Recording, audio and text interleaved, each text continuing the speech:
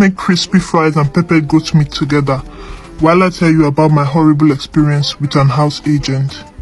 This happened last year, June. My rent was supposed to expire at my current place then, and so I wanted to move out because the room was too small for me.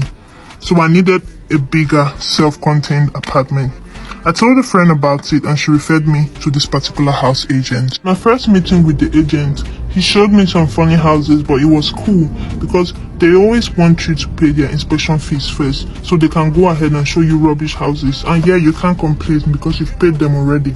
So there's this one he showed me on the first day that actually caught my eyes. It wasn't too big, but it was close to the road and I loved the house for that, and I was willing to pay. I asked the agent of the light and water situation in the house, and he said there is always light and water, that it's never a problem. He even told me that he charged his phone in the room I was about to pay for a day before. I believed him because my friend who gave me his number was living in the same street and she had very steady light. So I went ahead and requested to see the landlord. I met with the landlord. He was a matured man with, I think it was an injured leg, because it was swollen and wrapped around with a bandage.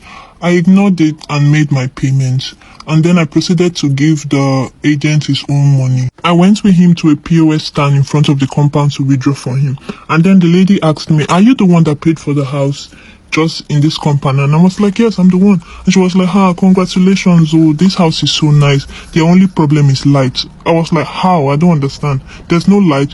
And she was like, "There's not been light here for like 4 months, so." And I was like, "What? I don't understand." Our time is up, guys. Follow for part 2. Bye.